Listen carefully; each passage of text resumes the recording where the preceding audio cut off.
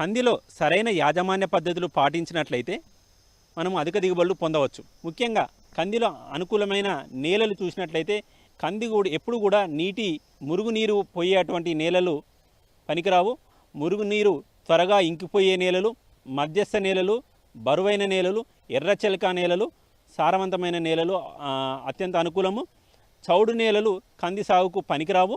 నేల స్వభావాన్ని బట్టి అలాగే మన నీటి వసతి అందుబాటులో ఉన్నదాన్ని బట్టి మనము సరైన రకాలను ఎంచుకొని సాగు చేసుకున్నట్లయితే ఎకరాకు 8 నుంచి 10 క్వింటాల దిగుబడి సాధ్యమవుతుంది.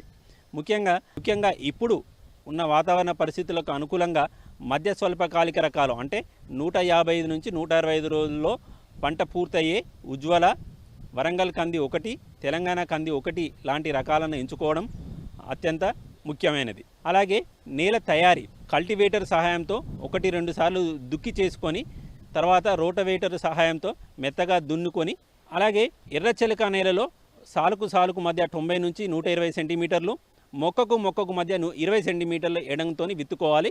బరువైన నేలలు నల్లరేగడి నేలలు అయితే 150 నుంచి 180 సెంటీమీటర్ల ఎడంతో మొక్కకు 20 సెంటీమీటర్ల విత్తే దూరము పాటిస్తూ విత్తుకోవాలి.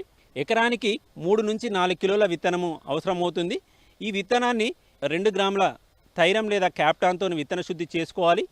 తర్వాత 200 గ్రాముల రైజోబియం కల్చర్ను 8 కిలోల విత్తనానికి పట్టించి విత్తన శుద్ధి చేసుకోవాలి. తర్వాత చివరి దుక్కిలో 50 కిలోల డిఏపి కానీ 18 కిలోల యూరియా మరియు 125 కిలోల ఎస్ఎస్పి రూపంలో మనము ఎరువులను అందజేసినట్లయితే సరిపోతుంది.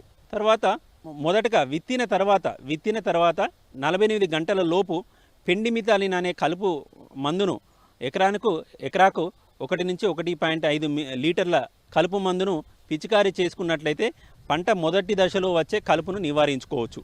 అలాగే విత్తిన 15 నుంచి 20 రోజుల తర్వాత ఎప్పుడైతే కలుపు రెండాకుల దశలో ఉన్నప్పుడు ఎకరాకు 300 మిల్లీలీటర్ల ఇమాజిత్ పైర్ పర్షూట్ అనే పేరుతో దొరుకుతుంది.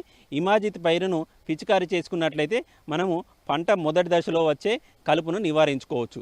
తర్వాత వర్షాలు తగ్గిన తర్వాత యంత్రాల సహాయంతో ఇంటర్ కల్టివేషన్ చేసుకోవడం ద్వారా కలుపును సమర్థవంతంగా నివారించుకోవచ్చు. ఇక నీటి వసతి గురించి ఆలోచించినట్లయితే కంది వర్షాధారంగా పండే పంట, కానీ కీలక దశల్లో 1 లేదా 2 తడులు ఇచ్చినప్పుడు గణనీయంగా దిగుబడులు పెరిగే అవకాశం ఉంది. అందుకోసం గాను రైతు సోదరులు ముఖ్యంగా మొగ్గ దశలో అంటే పంట మొగ్గ దశకు చేరినప్పుడు ఒకసారి తేలికపాటి తడులు, అలాగే కాయ ఊరే దశలో ఇంకొకసారి 2 తడులు ఇచ్చుకున్నట్లయితే కంది దిగుబడి ఎక్కువగా వచ్చే అవకాశం ఉంటుంది.